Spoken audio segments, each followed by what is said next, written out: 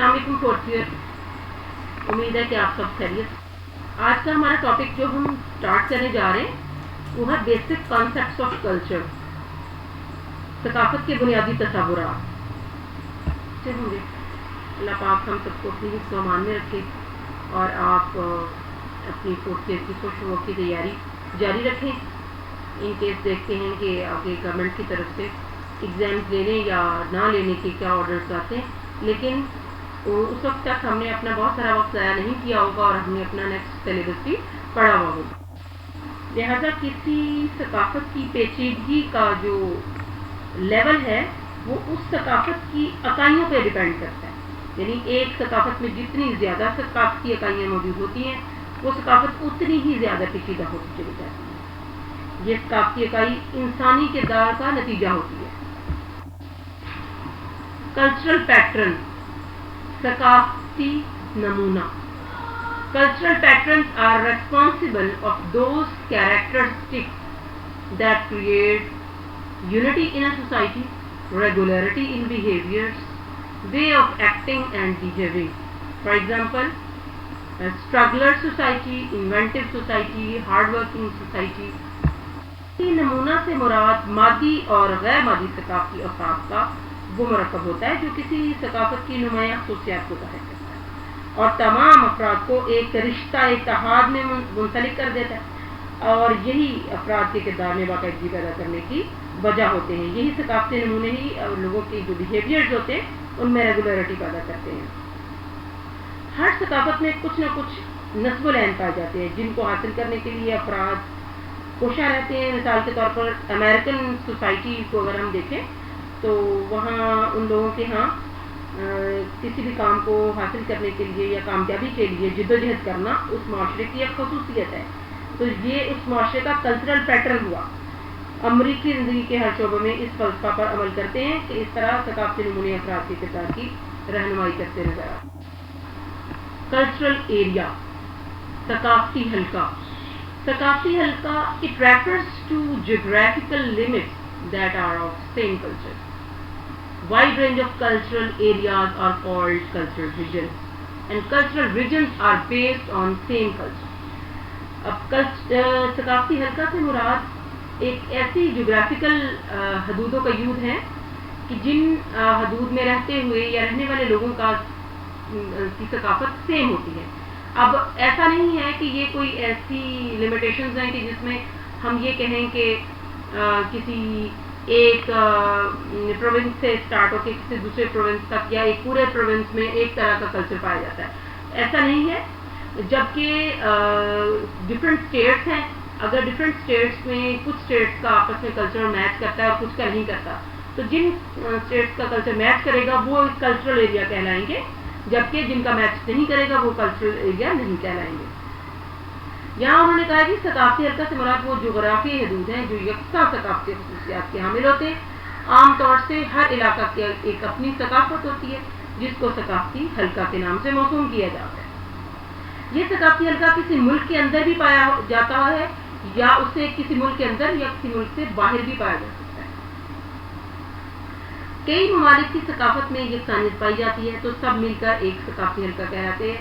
मिसाल के तौर पर अगर हम बरआज़म अफ्रीका लें तो वहाँ उसके बहुत सारे ममालिक ऐसे हैं जिसमें मुख्तलिफ नस्लें आबाद हैं, लेकिन उनकी यकसा सकाफत होने की वजह से उनको एक सकाफती हल्का या सकाफती रीजन के नाम से याद किया जाता है या मशहूर किया जाता है।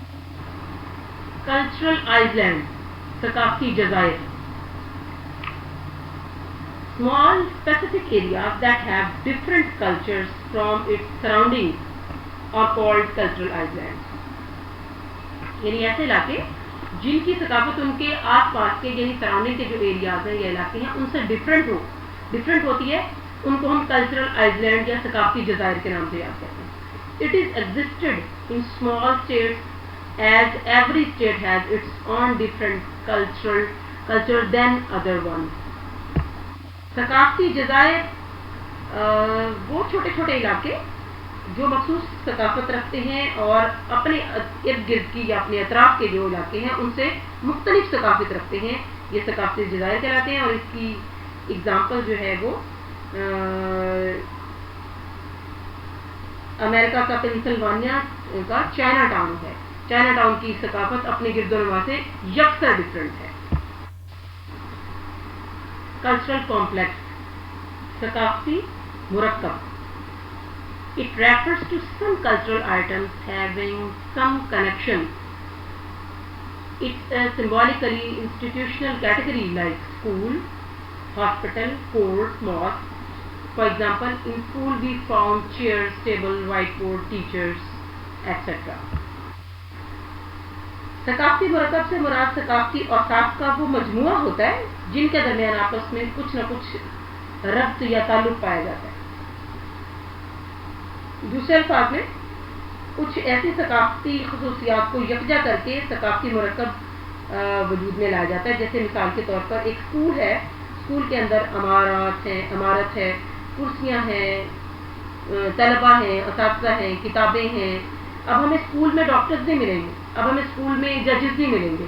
یعنی اسکول ہے تو اسکول میں کے اندر پائے جانے والے تمام جتنے بھی ثقافتی اوصاف ہیں, جتنے بھی یونٹس ہیں, جتنے بھی اس کے آئٹمز ہیں, وہ سب کے سب جو ہیں وہ ایک خاص فیملی سے تعلق رکھتے ہیں, جس فیملی کا تعلق جن ورڈ جو اوصاف ہیں یا جو خصوصیات ہیں ان سب کا تعلق ٹیچنگ لرننگ پروسیس سے ہے. اسی طرح سے ہم مثال اگر ہم ہاسپٹل لیں تو ہم ہاسپٹل میں ڈاکٹر لیں گے, پیشنٹ لیں گے, اور انجیکشنز ہوں گے, پلز ہوں گی, اور اس کے علاوہ ایمبولینسز ہوں گی. یوں جب ہم ایک کنیکشن رکھنے والے تمام اوصاف کو اکٹھا کرتے ہیں تو وہ ایک کلچرل کمپلیکس کہلاتا ہے.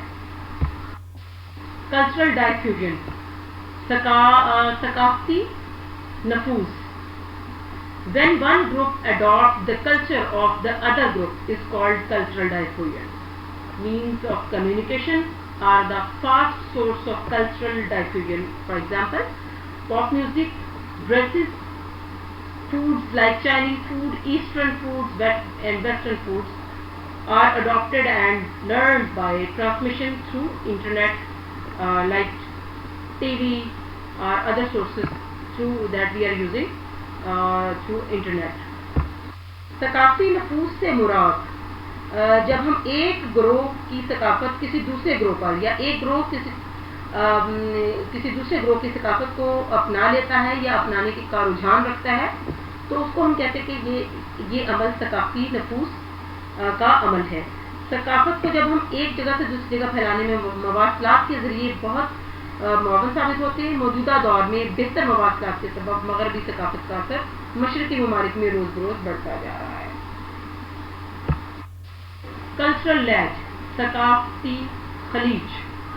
American sociologist William Ogburn is the founder of cultural ledge theory. According to this theory, speed of change is not same in all the aspects of society.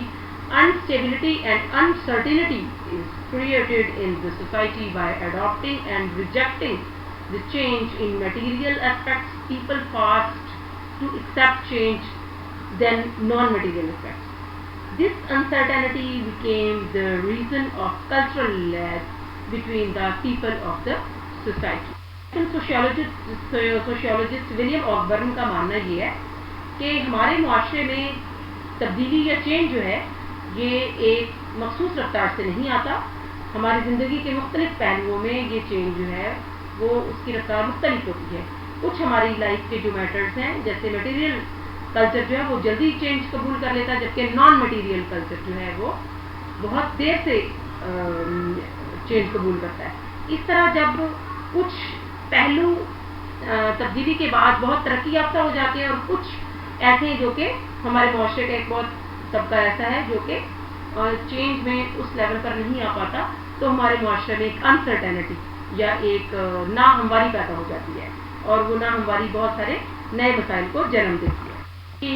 بہترین مثال یہ ہے کہ ہمارے معاشرے کے ایک طرف لوگ جو ہیں, ایک معاشرہ جو ہے وہ چاند پر پہنچ چکا ہے اور دوسری طرف دوسرا معاشرہ جو ہے چاند کی ابھی تک وہ پوجا کرتا ہے. یعنی اس میں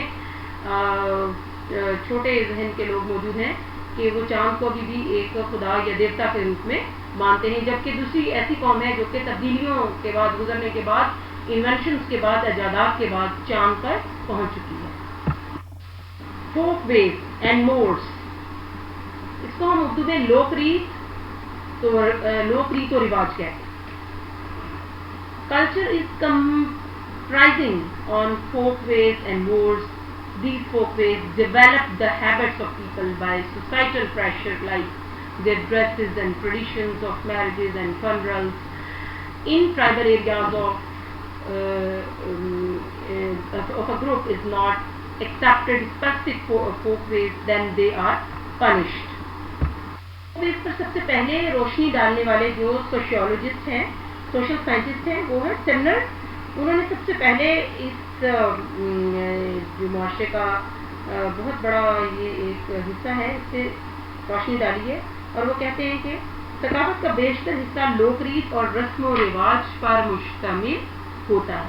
یہ رسم و رواج کی گروہی عادات کی تخلیق کرتے ہیں.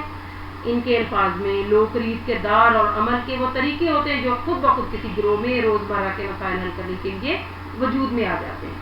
ہر گروہ اپنے مسائل اور حالات کی مناسبت سے کچھ طریقے وضع کر لیتا ہے جو نسل در نسل چلتے چلے جاتے ہیں.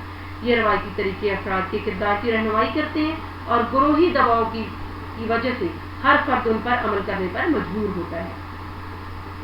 جیسے خاص قسم کے کپڑے پہننا, سلام کرنا. اچھا, اب ہم رسم و رواج پہ تھوڑا فوکس کرتے ہیں. رسم و رواج سے مراد وہ مقبول عادات اور روایات ہیں جن کے متعلق یہ فیصلہ کر لیا جائے کہ یہ معاشرتی فلاح میں معاون ثابت ہوتے ہیں اور افراد کو اپنی مطابقت پر مجبور کرتے ہیں. یعنی ان کے رسم و رواج سے مراد وہ چیزیں ہیں جن کے متعلق پہلے یہ ایشور کیا جاتا ہے کہ وہ یہ معاشرے کی فلاح و بہبود کے لیے ہوں گے, بجائے یعنی ایک معاشرے میں کنسٹرکٹیو پہلو رکھتے ہیں نہ کہ ڈسٹرکٹیو. اب سمنر کہتے ہیں کہ رسم و رواج کا براہ راست تعلق معاشرہ کی فلاح اور تحفظ سے ہوتا ہے, اور اس لیے ہر معاشرہ میں لوک ریت کی بنسبت رسم و رواج کی پابندی زیادہ ضروری سمجھی جاتی ہے. کوئی معاشرہ اپنے رسم و رواج کی خلاف ورزی پسند نہیں کرتا اور خلاف ورزی کرنے والوں کو سزا دیتا ہے. رسم و رواج افراد کے اخلاقی کردار کو متاثر کرتے ہیں اور شدید غصہ کی وجہ سے لوگ رسم و رواج کی خلاف ورزی نہیں کرتے. مثلاً مسلم معاشرہ میں سور کا گوشت جو ہے وہ کھانے والا سزا کا مستحق سمجھا جاتا ہے اور ایسا کرنے والے کو سزا دی جاتی ہے. یہ ایک رسم و رواج اور سوسائٹل پریشر کے تحت اور اخلاقی طور پر, یعنی ایک سوسائٹل پریشر ہے, دوسری طرف ایک اخلاقی پریشر ہے جس کی وجہ سے معاشرے میں ضبط و قوانین لاگو کیے جاتے ہیں.